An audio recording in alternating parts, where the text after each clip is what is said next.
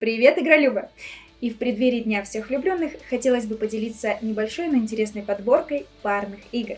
И нет, здесь не представлены какие-то новые игры, нет, а просто те, в которые действительно стоит поиграть. Поэтому запасайтесь вкусной едой, надевайте свои самые красивые трусишки, а мои вы увидите в Телеграме, и погнали! Ну, можно и без трусов, в принципе, без разницы.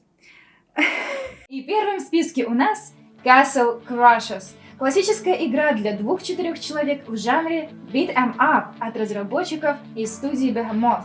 Ребята собаку съели на кооперативных приключениях. Их послужной список включает Tierra и Pit People.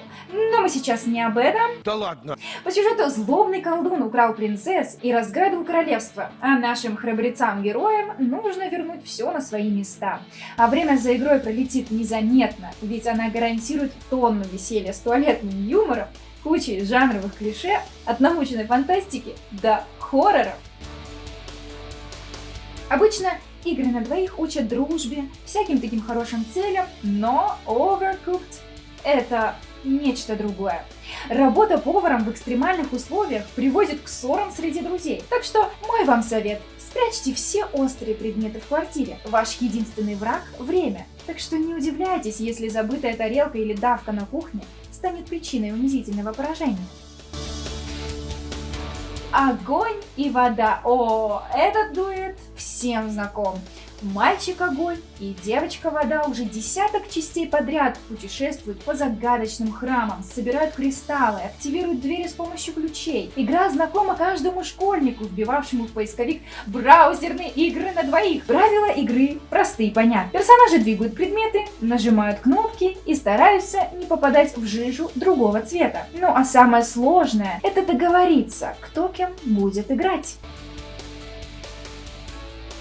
It Takes Two – кооперативный платформер с примесью других жанров о кризисе отношений. Превратился в самую обсуждаемую игру 2021 года и умудрился собрать кучу наград. It Takes Two стала лауреатом The Game Awards DICE Awards и British Academy Games Awards.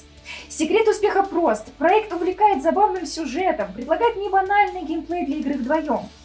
А еще у меня есть телеграм-канал, а чтобы вам было удобнее на него перейти, QR-код будет на экране. Здесь я выкладываю игровые новости, обзоры и буду признательна вашей подписке.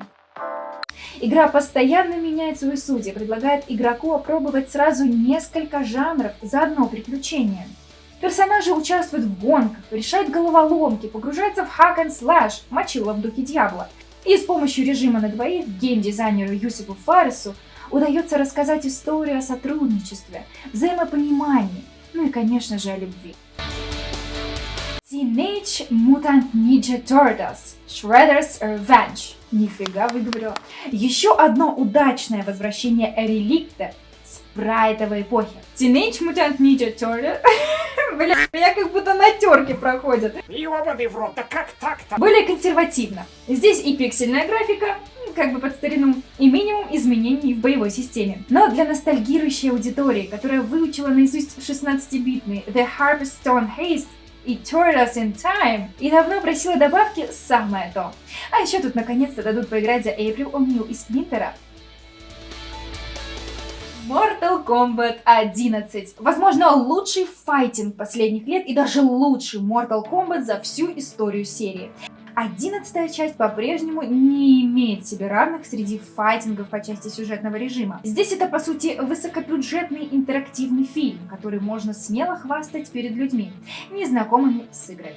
Ну и Mortal Kombat 11 просто великолепный файтинг сам по себе, с уймой контента, прекрасной графикой, также возможностью настроить героев, выбирая между различными связками ударов и костюмами. В свое время Cuphead произвела настоящий фурор. Разработчики потратили несколько лет на анимацию, выполненную вручную и отсылающую к классическим мультфильмам 30-х, прежде всего творение Макса Флешера. Непередаваемое ощущение. Если раньше мы лишь наблюдали за происходящим на экране в подобных картинках, то теперь стали непосредственными участниками событий. Правда, под милой анимацией в действительности скрывается зубодробительный геймплей, способный поставить на колени иного знатока серии Souls. Причем, что любопытно, большая часть уровней не классические забеги с препятствиями и врагами, а отдельные сражения с боссами, состоящие из нескольких фаз. При должном умении одолеть любого из таких дело пары минут. Но с учетом заучивания паттернов, процесс может легко растянуться и на часы. Ну а если у вас еще есть и Nintendo Switch, то это будет отличным бонусом для вас, потому что у меня припасено как раз две игры. Mario Kart — это знаменитая серия гоночных игр, разработанная и выпущенная Nintendo. В игре можно управлять персонажами из вселенной Марио, соревнуясь на различных трассах и сражаясь за первое место. Главной особенностью является комбинация гоночного геймплея и использование различных предметов и оружия для атак и защиты. Игроки могут собирать предметы, такие как бананы, ракеты, грибы, чтобы получать преимущество перед соперниками или защищаться от атак. Игра предоставляет разнообразные трассы, включая классические локации из вселенной Марио, а также новые и оригинальные трассы. Каждая из них имеет свои уникальные особенности и препятствия, которые могут повлиять на исход гонки. А еще Mario Kart предлагает нам выбрать между одиночными гонками, многопользовательскими соревнованиями или вообще выбрать режим онлайн, где есть возможность соревноваться с друзьями или против компьютерных врагов. Ну и напоследок Nintendo Sport. Это коллекция спортивных игр, созданная и выпущенная, догадайтесь, конечно, компанией Nintendo. Вот это поворот! Здесь вы сможете насладиться различными видами спорта, включая футбол, теннис, бейсбол, гольф и баскетбол. Одной из главных особенностей Nintendo Sport является доступность и простота управления, которые позволяют играть как новичкам, так и опытным игрокам. Благодаря использованию контроллера и его сенсорного экрана можно активно участвовать в игре, делая различные жесты и движения. Здесь также есть одиночные матчи, многопользовательские соревнования и также включен режим онлайн-игры. Соревнуйтесь с друзьями или с интернет-соперниками, чтобы проверить свои спортивные навыки. А еще это неплохая физнагрузка. Но это так, имейте в виду. Я же говорила, что подборка небольшая, и если у вас есть на примете подобные игры, обязательно делитесь ими в комментариях. А я вас обняла, и всем пока!